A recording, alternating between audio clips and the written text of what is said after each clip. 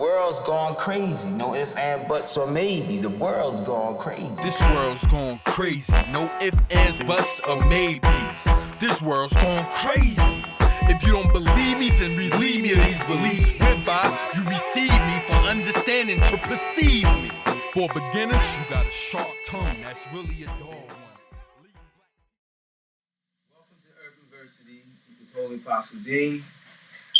Today I have a special show I feel pretty good about. I have my family involved, some of my family involved, a small portion of my family involved. I have a large family. I have 5 of my sons here. And I'm missing 5 of my sons, I believe, right? Yes. And I have a couple of my daughters here, and I'm missing about 7 or 8 of them. So you say, wow, you got a large family. Yeah, and grandchildren. And I'm hopeful that before I pass on from this life, that my sons and my daughters and my grandsons and granddaughters and their husbands and wives can make me feel what I believe my father felt from me, and that was to be proud that I had successfully achieved coming into the union with the Lord Most High, that I had reached the light of Christ, and that I had become enlightened in the name of Allah in Islam, which was called the path of the way in many religions way before it was called Islam. But my father understood that, and he was proud of me, and he was happy. And he died a good death, submitting to the way. And for those of you who know about spirituality and how deep I am involved in it, I got a good word from the Lord. It said that he had made it to paradise, and for his love for me and the Lord and his submission into the true faith, which is come down with me, the new covenant of the Lord Most High. A few of my sons, give them a shot. These some strong individuals. I got Suleiman and Muhammad and Yadallah and Sajadallah and Fakhruddin. Yeah, they're my boys. I got my daughters, but I keep them off of camera. I'm pretty much proud of a couple of my daughters that have made it. I have some older children that they're not on the way, the path of the way, and they've chosen a different way. I'm happy that they're good people, in terms of they don't get in trouble with the law and they don't hang out in the streets. They got jobs, they got children, they're married, raising their children and what have you, But those of you out there that know me in Newark, or in the vicinity of Newark, surrounding areas, in different cities, you may know some of my children. And those that are not of the path, I just say that I am not in agreement with their choice, but I allow their choice. I respect their choice. Everybody has a right to be wrong, and that's the way I see it. It's a strange thing about family. In your family, your very blood can become your greatest enemies. And I have some enemies in my family amongst my children. I've had wives in the past that were great enemies of mine that tried to take me down, and things did not work out because there's this thing of inborn or it's a hatred from the devil that's in people, and most, you got a lot of people that hate truth. And no matter how much love you have between you, truth can be more of a powerful, destructive force in a marriage or a relationship of blood than anything else. You know? Now, the question is, are you willing to be tried by the Lord with truth and hold on to those you love greater than you hold on to the Lord? Or are you willing to surrender to the Lord? Get that phone for me, please. Are you willing to surrender to the Lord and its truth and be pleased and be pleasing to it and sacrifice those whom you love? And that's a great question that a lot of people ask themselves. And I know that, and I truly believe that many of you out there are saying, well, I would love the Lord. You know? Well, that's easy to say until accountability comes to you. You know? For the most part, people generally choose the loved ones over the Lord. You know?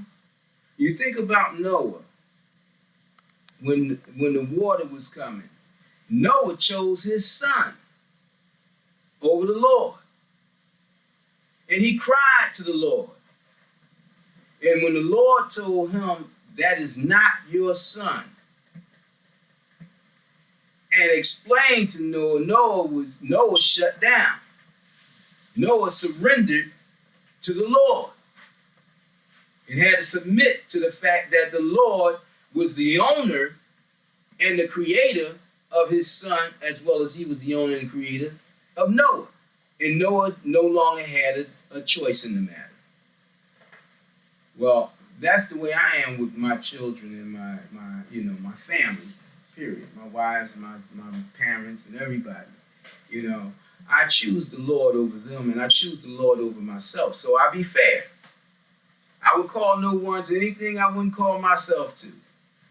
And I tell you, I do choose the Lord over myself. I have. That's how I've arrived to where I am with enlightenment.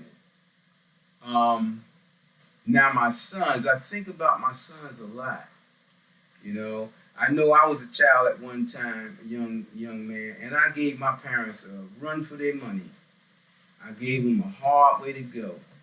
Those of you who knew me from back in the day in Newark, y'all know Sam was rough, you know?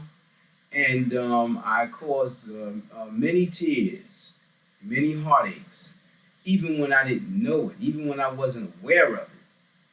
But I learned from that, and I make my sons aware of these things. You know, I knew that raising sons was different from raising daughters. You know, I have two daughters that's in college, and they in there with scholarships and honors and like degrees of all kinds. I mean, honors of all kinds, where they've proven what I've thought from the very beginning. You know, it's easier to capture the mind and the heart of a daughter by a father than it is for a father to capture the mind and the heart of a son. Sons are like the old little rams running out there, want to run their head into new ground, new territory, break new ground, become leaders in their own right, have that illusion of being men when they're still boys, want to do all the negative things that they see adults do that makes them think that they're grown, not realizing that there's a repercussion that is going to come in the recompense of their lives, because they're going to pay for the damage that they do to their bodies and their minds in the future. Just as I am paying, and just as I have paid for doing the damage that I did in my past. Now I've invited my sons here. Those of you who are regular audience know that I haven't done that before. But I've invited my sons here because, everybody's into this reality TV, so let us do a little reality TV. I got a question, and I want somebody to answer it. Okay? Do you fear Ahezaah? Speak up. Yeah? Every one of them said they fear Ahezaah. Do you fear Ahezaah when you're doing something that you know you're doing wrong?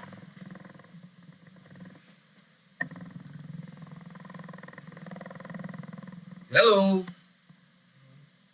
Huh? No? No? No? Rakadeen? No? Sula? No? Okay. Do you know why you don't fear Ahezaah when you're doing wrong? No? Oh, you can truly fear Ahezaah at times. Then you may not truly fear Ahezaah. But everybody, everything in life with a mind fears Ahezaah. Even if they don't know it's Ahezaah that they fear. See, Ahezaah comes in the forms of its creations. And you look at it as something other, which Ahezaah calls it other things. But it's the reality of everything. Therefore, in everything, it is. And in the action of everything, it is. So when it comes to you and take you down as a police officer, that's Ahezaah doing it.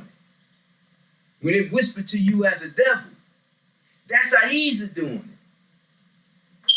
When it raised you up in the highness of his being, that's Ahezaah doing it. When it grants you breath to breathe, air, atmosphere to breathe, or take it away, or drown you in water, that's Ahezaah doing it. You can't escape Ahezaah no matter which way you turn, no matter what condition you're in. That's Ahezaah doing it. Now, you are all grown, basically, over the age of 18 or right at it, and you all have younger brothers behind you. 3 younger brothers at this time that's looking at you. You had older brothers, all of you, who failed you. Now, I've spent much of my life with you, giving you clear education and clear teaching in the same manner that I've given to the people of our community and those who would listen throughout the world. And I've given it to you at a higher level of love and concern, magnifying it with my intentions of trying my best to keep you right or see that you be right with Ahezaah. But the devil of your being that makes you forget, and that is why you don't fear Allah, fear Ahezaah, when you're doing what you're doing, because you be in a forgetful state. It ain't so much that you don't fear it, you be in a forgetful state. Those of you who believe, and in that forgetful state, you're no longer a true believing Muslim. You're no longer a true Ahad believer. And you submit to the evils of the world. And while you're in that state, you forget to watch yourself, not realizing that other people are watching you. And you may not even realize that you have responsibility to the world, especially being my sons. You know that there are factions of people out here in the world that will look at you do wrong and say, I ain't got to do that. Nigga talking all that stuff about being righteous. Look at his sons. They will blame me for your decisions, for your deceit, for your hypocrisy, for your weakness and your failures. They will blame, look at it, look at your kids. I know that because we got ignorant, foolish, stupid people. Not realizing that to each man is his way. To each being is their path of the way to the Lord Most High. Or their path of the way to the Lord's devil in hell. So by justification, they are wrong to say that I'm associated with it. With your wrong. To say, look at him. And look at his sons. If he was right, his sons would be right. But tell me Israel wasn't right and that he didn't have bad sons. 10 of them. Just as many as I got. I got a son that's been living a life of secret hatred. He think I don't know he hates me, or he has a vendetta against me because of what was put in him by his mother, who hated truth. They lied and deceived in her way of being with Ahezaah from way back in the 70s. Now running the streets like she's some teenage person just learning life, like she's 13, 14 years old. Doing drugs and everything else like she's out of her mind, which she is.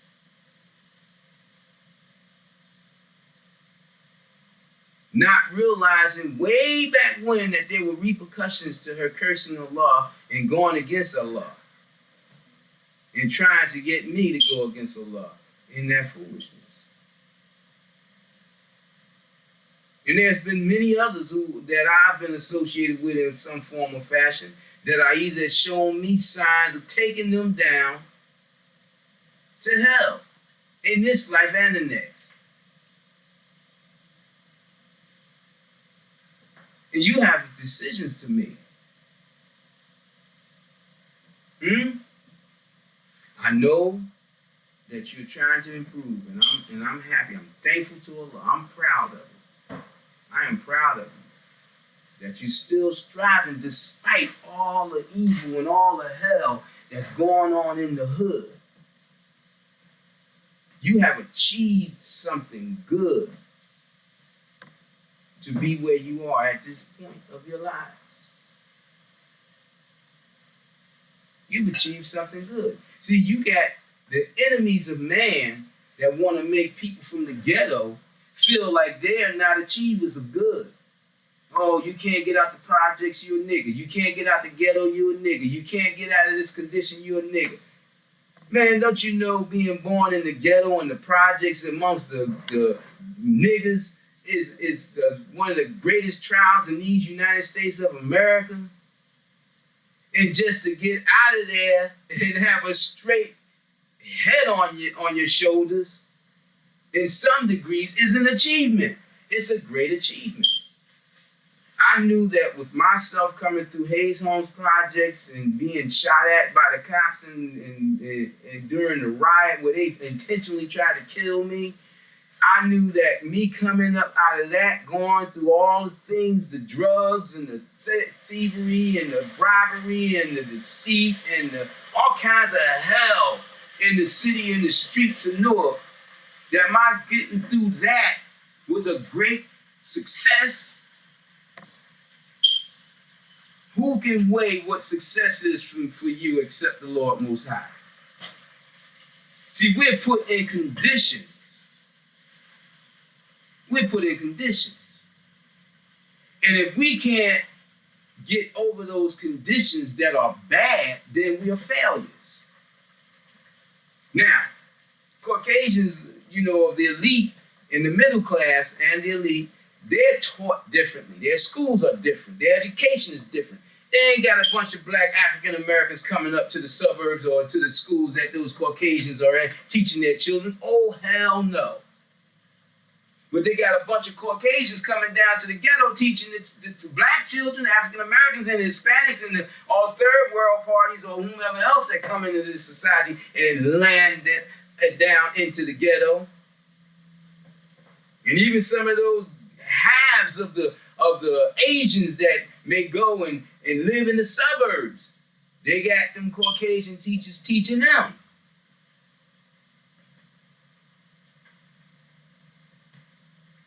Now, let's face the fact that they are different people. In these great United States of America where they act as though they have love for unity and freedom, justice, and equality in the land of liberty and living the American dream, we don't know nothing about that, do we? Not in the ghetto.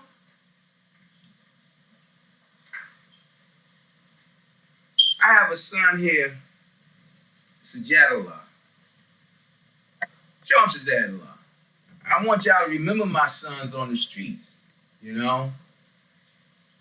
He's cool. He wears hat to the side like he's going that way instead of going this way.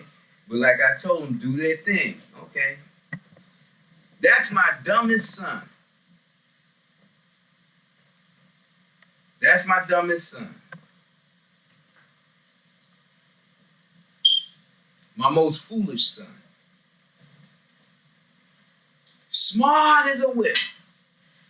Smart as a whip over all the others. Could have graduated from school with all kinds of honors. This boy, this young man, smart in terms of books, internet, computers, whatever he put his hands on, whatever he put his mind to. Smart as a whip. Got it going on. But fooled by the devil. Therefore, he's foolish as hell. Dumb as could be. Because he allowed the streets against my will and against my teachings to take him.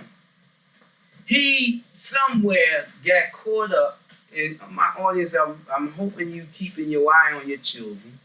He got caught up thinking being dumb, being stupid, being down, wearing his pants below his behind, and doing all those ignorant, foolish, dumb things was cool. Why did he think that? Because his peers brought that to him. And then those of his older brothers who were supposed to be my support, because I raised them to help me with their younger brothers, were fools themselves. And were their first leaders in the foolishness. So he didn't even graduate from high school. I'm trying to get them all to get their minds together to at least go get their GED. I know that that's not a stopgap for them if the Lord wills that they succeed and go on, because, you know, I want you to know I went to the 9th grade myself and ain't have no high school. And the Lord has made me very successful. So I'm not worried about that. I want them to look at themselves as young men before they get so wrapped up in the foolishness, in the ignorance, in the stupidity, that there's no way back for them. My son Suleiman, I told him many things when he was a child their age. And he went against everything I said.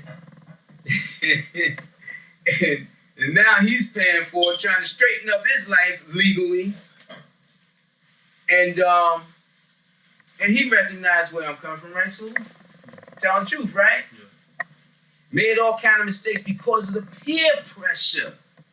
We got enemies at the gate out there. We got enemies by and large trying to steal the hearts and minds and souls of our children, our men, trying to make our men slaves, trying to destroy our families, because if there's no strong leaders in our families to lead our women and help our women stay straight away from their lower passions for this world, and if they have no direction in learning how to go and find a true, good, believing, strong, firm woman that could be a good mother like my mother and like my wife, then I know that these 10 of mine will be 10 lost families in the world.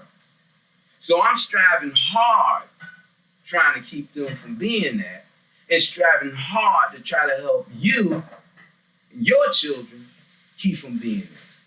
That's why I'm on this groove too with Urbanversity, and many times jump on my boys, my partners' show in I Had Moment, because we are trying to help in the saving of lives. My children are very mental, and very spiritual. I got my son here, Fakradeen, and I had great hopes for him, and I still have great hopes for him. Yeah, show your face. All your boys out there see you. You know? Okay. Fakradeen's Farka Deen, I had a lot of hope for him. I know he's a lot like me. It's like the rest of them. They all got something from me. But he's spiritual and he's handy and he got this inward thing about people and about himself. And he got a power that he don't use. But I know it's there. I recognize it. And he fell victim too. And I'm going to tell you, parents, no matter how hard you try, you can only do your best. You can't save your children. Only Ahezaah can save your children. But you could set out the steps of wisdom for them to take that Ahezaah give you to give them so that they may be saved by it. Well, Farka Deen has achieved a great status in the hood. First thing he did when he became an adult officially, got locked up. Society had set him up. The jinn had set him up. And I begged him for years, don't get caught by the jinn. They're setting you up like they're setting all our black young men up so they can rip you from the beginning so that you cannot have a strong family for our people to live on through. You get something special about you that Ahezaah is giving you. Don't throw it away. And he got locked up and did a little bit of time, you know. And but Ahezaah blessed him to let him see without having to do real time and be in a deep depth of hell and being incarcerated. So he just got a taste of something for little things, and he wants to blame that on some people trying to do him, which I understand that, you know, because there's some injustices. People in law enforcement are unjust, some of them. But the thing about it is, my point to him is don't look at them. Ahezaah could have protected you and kept you from jail. Could have kept you from those conditions and those situations you were in. But you needed to call on Ahezaah for real. And you needed to not want to be like your older brother who you idolized. Right, Tua? You know, but the thing about it, again I say, I'm proud and I'm happy and I'm thankful, most thankful to Ahezaah because they are struggling and they are on the right track, trying not to fall into the depth of hell, trying to be what they believe they're supposed to be. Now, they might be sitting back thinking, why Dad putting us on blast? Why Dad putting us on blast? Well, the reason I'm putting them on blast is because I don't want them to think that I will try to shade them in their evil and make people think that I am uneven in my justice. I don't want them to think that Ahezaah would ignore the evils they do and give them grace and paradise and mercy and then forget everybody else. If you don't believe me, then relieve me of these beliefs whereby you receive me for understanding to perceive me. For beginners, you got a sharp tongue, that's really a dull one.